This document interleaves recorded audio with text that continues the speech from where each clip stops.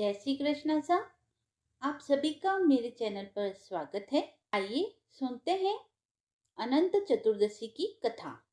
अतः कथा प्रारंभ। श्री सूत जी बोले, नैमिषारण्य में पूर्व समय में गंगा तट पर महाराज युधिष्ठिर ने जरासंध के वध के लिए राजसूय यज्ञ किया। राजा युधिष्ठिर ने श्री कृष्ण, भीमसेन और अर्जुन के साथ यज्ञशाला में जो अनेकों प्रकार के रत्नों से सुशोभित मोती के समान कांति वाली इंद्र सभा के सदृश शोभायमान हो रही थी, उसमें यज्ञ के निमित्त सभी राजाओं को बुलाया गया। उसी समय गांधारी का पुत्र दुर्योधन उस यज्ञशाला में आया। दुर्योधन वहां सूखे आंगन को जल से भरा देखकर शस्त्रों को उठाकर धीरे धीरे चला कि जल के स्थान को सूखा समझकर दुर्योधन चलते हुए जल में गिरा। उस समय संपूर्ण तपस्वी राज तथा द्रौपदी आदि स्त्रियों ने दुर्योधन का उपहास किया। यह देख दुर्योधन अत्यंत क्रोधित हो अपने मामा के साथ हस्तिनापुर को चला गया।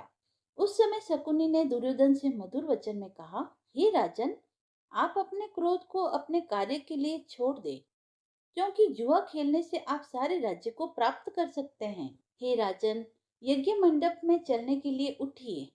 ऐसा ही हो कहकर दुर्योधन यज्ञ मंडप में आए। इतने में सभी राजा यज्ञ समाप्त कर अपने अपने देश को चले गए। इसके पश्चात राजा दुर्योधन ने हस्तिनापुर में आकर युधिष्ठिर, भीम, अर्जुन आदि पांडु पुत्रों को बुलाकर जुआ खेलना आरंभ किया। कपट से उनके राज्य को स्वयं हड़प लिया और निरपराधी पांडवों को जीत कर उन्हें वन में भेज दिया। अब पांडव वन वन घूमने लगे। यह समाचार सुनकर भगवान श्री कृष्ण पांडवों को देखने की इच्छा करके उनके पास वन में पहुंचे। श्री सूत जी बोले, हे ऋषियों, वन में रहने पर दुख से दुर्बल पांडव जगदीश्वर कृष्ण को देखकर उन्हें प्रणाम करने लगे। युधिष्ठिर बोले, हे जगदीश्वर, परिवार सहित मैं बहुत दुखी हूँ। इस दुख के सागर से मुक्ति का उपाय बतलाइए। हे भगवान, किस देवता की पूजा से हम अपना राज्य प्राप्त कर सकते हैं, अथवा किस व्रत को करूं जिससे आपके प्रसाद से मेरा हित हो।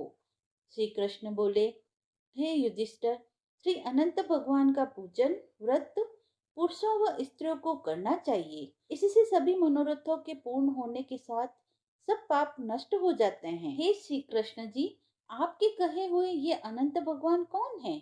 क्या शेषनाग है? क्या तक्षक सर्प है? अथवा परमात्मा को अनंत कहते हैं? हे केशव, यह अनंत कौन है? कृपा कर हमें यथार्थ कहिए। श्री कृष्ण बोले, अनंत रूप मेरा ही है। ग्रह और यह आत्मा जो कहे जाते हैं, और पल विपल, दिन रात, पक्ष, मास, ऋतु, वर्ष, युग, यह सब काल कहे जाते हैं। जो काल कहे जाते हैं वही अनंत कहा जाता है। मैं वही कृष्ण हूँ जिसने पृथ्वी का भार उतारने के लिए अवतार धारण किया है और दुष्टों का नाश अथवा साधुओं की रक्षा करने को वासुदेव के वंश में जन्म लिया है। आदि मध्य अंत कृष्ण, विष्णु, हरि, शिव, वैकुंठ, सूर्य, चंद्र और सर्वव्यापी ईश्वर तथा सृष्टि जो नाश करने वाले विश्व रूप महाकाल इत्यादि रूपों को मैंने अर्जुन के ज्ञान के लिए दिखलाया था। योगियों के ध्यान करने योग्य और संसार रूप अनंत, जिसमें चतुर्दश इंद्र, अष्टावसु, 12 सूर्य, 11 रुद्र और नारद आदि 7 ऋषि तथा समुद्र, विंध्याचल पर्वत, गंगा आदि नदियां तथा वृक्ष और नक्षत्र एवं 10 दिशाएं, भूमि, पाताल, भूलोक आदि लोक। हे युधिष्ठिर, यह सब मैं ही हूँ, इसमें कोई संदेह नहीं है। युधिष्ठिर बोले, हे विद्व, अब आप अनंत व्रत का महात्म्य और विधि कहिए तथा अनंत व्रत का अनुष्ठान करने वाले प्राणी को क्या पुण्य होता है और उसका क्या फल मिलता है, सो कहिए। मैं यह जानना चाहता हूँ, पूर्व काल में यह अनंत व्रत किसने किया और मृत्यु लोक में इससे किसने प्रकाशित किया, यह सब विस्तार से कहिए। तब श्री कृष्ण जी बोले, हे युधिष्ठिर, पहले सतयुग में एक सुमंत नाम का ब्राह्मण था। उसने वशिष्ठ गोत्र में उत्पन्न भृगु की सुंदर कन्या दीक्षा का वेदोक्त विधि से विवाह किया। थोड़ा समय बीतने पर उसके गर्भ से उन्नत लक्षणों वाली कन्या का जन्म हुआ। वह उस कन्या का नाम शीला था। उसी समय शीला की माता ज्वर से पीड़ित हो पवित्र नदी के जल में गिरकर मृत्यु को प्राप्त हो गई। उसके पश्चात सुमंत ने ब्राह्मण की कन्या से, जिसका नाम कर्कशा था, विधि पूर्वक विवाह किया। दुष्ट स्वभाव कर्कशा नित्य झगड़ा करने वाली थी। एक दिन कौमार्य अवस्था वाली शीला को देख सुमंत ने चिंता की कि यह कन्या मैं किसको दूं, और इस विचार से वह दुखी हो गया। उसी समय वेद के जानने वालों में श्रेष्ठ कौंडिन्य ऋषि वहां आए और बोले, हे सुमंत, तुम्हारी सुंदर कन्या शीला का मैं वरण करना चाहता हूँ। तब सुमंत ने शुभ दिन में श्रेष्ठ मुनि एवं धर्म पुरुष कौंडिन्य नामक ऋषि से अपनी कन्या का विवाह कर दिया। श्री कृष्ण बोले, हे युधिष्ठिर, गृह सूत्र की कही हुई विधि से विवाह किया गया। उस समय मांगलिक कार्य किए गए तथा स्त्रियों ने मंगल गान किया। ब्राह्मणों ने स्वस्ति वाचन तथा बंदीजनों ने तुम्हारी जय हो का घोष किया। यह विवाह क्रम संपन्न होने पर सुमंत ने अपनी पत्नी कर्कशा से कहा, हे प्रिय, दामाद को संतोष के लिए कुछ दहेज देना उचित होगा। ऐसे वचन सुनकर कर्कशा ने क्रुद्ध हो अपने घर के संपूर्ण पदार्थों को एकत्र कर उन्हें पेटी में बंद कर अपने पिता के घर जाने को कहा और भोजन के बचे हुए पदार्थ मार्ग में भोजन के लिए रख दिए और सुमंत से बोली कि घर में धन आदि कुछ भी नहीं है, देख लो। हे युधिष्ठिर, ऐसे वचनों को सुन वह महादुखी हुआ। विवाह के पश्चात कौंडिन्य अपनी पत्नी शीला को रथ में बिठाकर वहां से धीरे धीरे चलने लगे। मार्ग में पुण्य रूपा यमुना नदी को देख उनके किनारे रथ खड़ा कर नित्य कर्म करने को चल दिए। दोपहर को भोजन के समय उसी यमुना तट पर शीला ने लाल वस्त्र पहने हुए बहुत सी स्त्रियों को देखा, जो अनंत चतुर्दशी में भक्ति पूर्वक जनार्दन भगवान की पूजा कर रही थी। उन स्त्रियों के समीप जाकर उसने धीरे से पूछा, हे भार्याओं, कृपा कर आप मुझसे कहो कि यह आप किसका व्रत कर रही हो और इस व्रत का क्या नाम है। शीलवती शीला के वचन सुनकर संपूर्ण स्त्रियां बोली, हे शीला, इसका नाम अनंत व्रत है। इस व्रत में अनंत देव की पूजा की जाती है। यह वचन सुन शीला बोली, मैं भी इस उत्तम व्रत को करूंगी। और स्त्रियों से पूछा, इस व्रत का क्या विधान है और इसमें क्या दान आदि होगा तथा किस देवता की पूजा होगी। उसके यह वचन सुन सब स्त्रियां बोली, हे शीला, अच्छे अनाज का एक सेर मालपुआ बनावे, जिसमें से आधा भाग ब्राह्मणों को दे, आधा आप भोजन करे। कृपणता को त्याग शक्ति अनुसार ब्राह्मणों को दक्षिणा दे।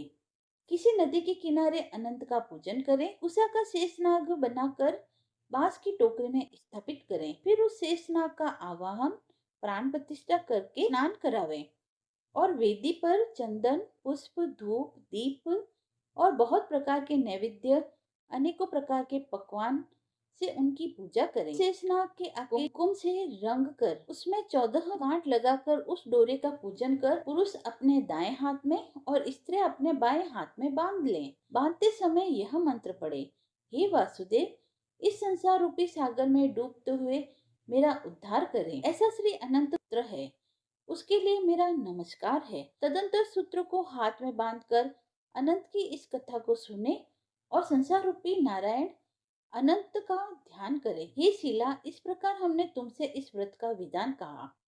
श्री कृष्ण जी बोले, हे युधिष्ठिर, उस शीला ने स्त्रियों के ऐसे वचन सुन अति आनंद को प्राप्त हो हाथ में 14 ग्रंथि युक्त डोरा बांधकर इस व्रत को किया। कार्य के अर्थ जो भोजन दिया गया था, आधा ब्राह्मणों को खिलाया, शेष आप दोनों ने भोजन कर आनंद से पति के साथ बैलगाड़ी में बैठकर घर गई। उस समय शीला को व्रत का प्रभाव मालूम हुआ।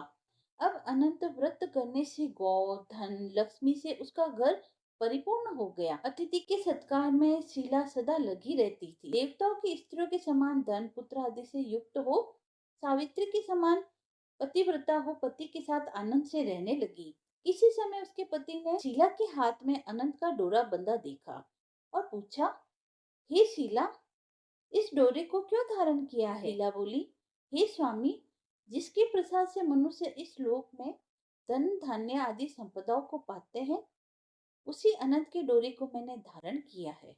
उसके पति कौंडिन्य ऋषि ने लक्ष्मी के मद में अनंत के डोरे को तोड़ डाला और बोला, यह अनंत कौन है। उस मूढ़ ने डोरे को जलती हुई आग में डाल दिया। तब हाय हाय कर दौड़ती हुई शीला ने अनंत सूत्र को अग्नि से निकालकर दूध में डाल दिया। इन कर्मों के फल से कौंडिन्य के सब ऐश्वर्य का नाश हो गया।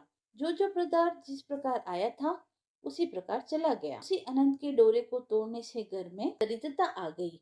भगवान बोले, हे युधिष्ठिर, उससे कोई मनुष्य बोलता भी न था। अत्यंत दुखी होकर वह बोला, हे शीले, मुझे अकस्मात शोक होने का क्या कारण है? मेरा सब धन नष्ट हो गया, कोई मुझसे बात तक नहीं करता और मेरी देह में नित्य प्रति पीड़ा होती है।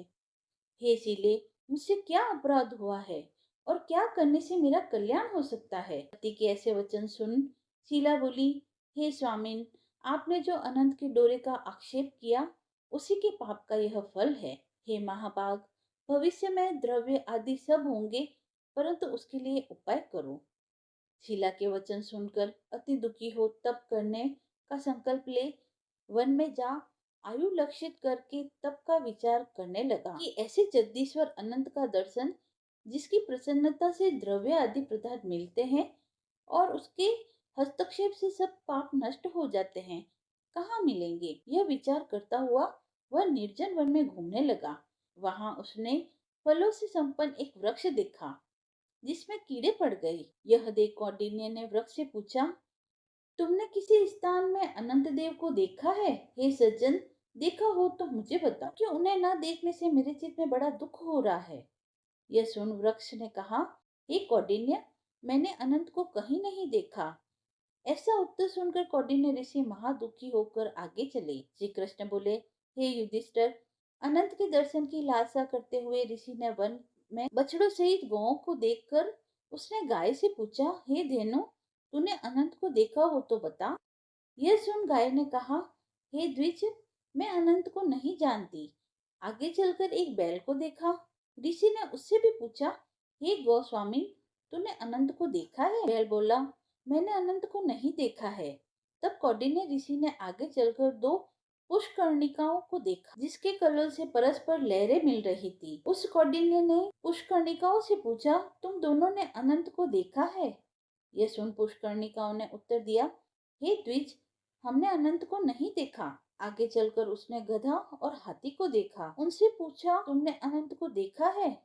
परंतु उनसे भी संतोषजनक उत्तर न मिलने पर उसकी आशा नष्ट हो जाने से वह वन में बैठ गया। हे युधिष्ठिर, कौंडिन्य जीवन की आशा छोड़कर विर्लव हो पृथ्वी पर गिर पड़ा। थोड़े समय में सावधान होने पर, हे अनंत, ऐसा कहते हुए कौंडिन्य ने उठकर संकल्प लिया कि वह अपने प्राणों को त्याग देगा। तभी अनंत जी प्रत्यक्ष हो आ गए। ब्राह्मण का रूप धारण किए अनंत ने कहा, हे द्विज, इधर आओ, और उसका दाहिना हाथ पकड़कर पर्वत की गुफा में चले गए। वहां पर एक दिव्य सिंहासन पर बैठे और शंख, चक्र, गदा, पद्म और गरुड़ सहित विश्व रूप अपनी विभूतियों के वेदों से अधिक तेज और कौस्तुभमणि सहित वनमाला धारण किए हुए थे। उन विश्व रूप को कौंडिन्य ऋषि देखकर उनकी स्तुति करने लगे। हे पुंडरीकाक्ष, मैं पापी हूँ, पाप कर्म करने वाला पापात्मा हूँ। मैं पाप से उत्पन्न हूँ, आप मेरी रक्षा करें और मेरे पापों को हरें। हे जगदीश, आज मेरा जीवन अथवा जन्म दोनों धन्य है। कौंडिन्य ऋषि के वचन सुनकर अनंत देव मधुर वाणी में बोले, हे कौंडिन्य, तुम निर्भय होकर अपने मन की बात मुझसे कहो। तब कौंडिन्य बोले, मैंने अपनी संपत्ति के घमंड में आकर अनंत का डोरा तोड़कर उसकी निंदा की, जिससे मेरी सब संपदा नष्ट हो गई। स्वजनों से नित्य झगड़ा होता है। महादुखी होकर आपके दर्शन के लिए आया हूँ। मैंने जो पाप किया है, कृपया उसकी शांति का उपाय बतलाइए। श्री कृष्ण जी बोले, हे युधिष्ठिर, भक्ति से संतुष्ट होकर अनंत देव क्या न देवे। अनंत भगवान बोले, हे कौंडिन्य, विलंब मत कर, अपने घर को जा। 10 वर्ष तक भक्ति पूर्वक अनंत व्रत कर, तो सब पापों से छूटकर सिद्धि को प्राप्त होगा। तेरे पुत्र पौत्र होंगे और सुख का उपभोग करेगा। अंत समय में मेरा स्मरण होगा और निसंदेह अमर पद को प्राप्त करेगा। संपूर्ण लोगों के उपचारों के लिए मैं तुमको और भी वर देता हूँ। इस व्रत की कथा पढ़ने वाला और शीला के समान इस अनंत का व्रत करने वाला इस व्रत के प्रभाव से जल्द ही सब पापों से छूटकर परम गति को प्राप्त करेगा। हे कौंडिन्य, तू जिस मार्ग से आया है उसी मार्ग से अपने घर को जा। तब कौंडिन्य बोला, हे स्वामिन, मैंने वन में घूमते हुए एक आश्चर्य देखा, वह आपसे पूछता हूँ। कृपा कर आप उत्तर उत्तर दीजिए। वह आम का वृक्ष, गौ, बैल, कमल आदि से शोभायमान पुष्करणी, गधा और हाथी। हे देव, ये सब कौन है? आप इन सूत्रों का वृत्तांत मुझसे कहिए। तब अनंत जी बोले, हे कौंडिन्य जी, आम का वृक्ष पूर्व जन्म का विद्वान ब्राह्मण है। विद्यार्थियों को विद्यादान न देने के कारण वृक्ष हुआ। वह गौ पृथ्वी है, उसने पूर्व जन्म में बीज को चुराया है। और वह बैल धर्म है, धर्म और अधर्म के कारण वे दोनों पुष्करणी हुई है। वे पूर्व जन्म में कोई ब्राह्मण जाति की दो भगिनी थी जो धर्म करती थी, और उन्होंने ब्राह्मणों, अतिथि और दुर्बलों को कुछ भी भोजन आदि पदार्थ दान में नहीं दिया था।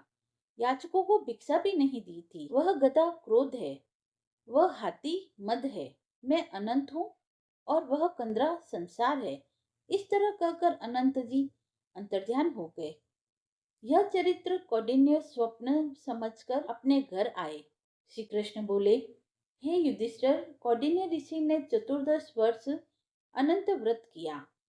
अनंत के कहे अनुसार सुख भोगकर अंत में अनंत का स्मरण कर अनंतपुर को गए। हे युधिष्ठिर, इसी प्रकार तुम भी कथा सुनो और 14 वर्ष तक अनंत व्रत करो। जैसे कौंडिन्य ने अनंत देव के कहा अनुसार फल प्राप्त किया, वैसे तू भी संपूर्ण मनोरथ को प्राप्त करेगा। आख्यान सहित व्रत करने से एक ही वर्ष में मनोरथ पूर्ण होकर फल प्राप्त होता है। हे युधिष्ठिर, यह व्रत मैंने आपको सुनाया। इस व्रत के करने से मनुष्य सब पापों से छूट जाता है, इसमें संशय नहीं है। जो कथा सुनते हैं वे पापों से छूटकर अनंत लोक को प्राप्त होते हैं। हे कुरुकुलोद्भव, जो कोई सुचित्त वाले मनुष्य इस संसार सागर में सुखपूर्वक विहार करना चाहते हैं, वे त्रिभुवन के स्वामी अनंत भगवान का पूजन करके दाहिने हाथ में सुंदर अनंत देव 14 ग्रंथि वाला डोरा बांधे। वह इस व्रत को करे। इस व्रत को करने से सर्व सुख, आरोग्यता, समृद्धि, वंश, धन धान्य, संतान, वैभव तथा विजय की प्राप्ति होती है। वह अंत में सायुज्य मोक्ष प्राप्त होता है। कथा समाप्त हुई। यदि आपको कथा पसंद आई हो तो आप मेरे चैनल को लाइक, शेयर एंड सब्सक्राइब करें। धन्यवाद।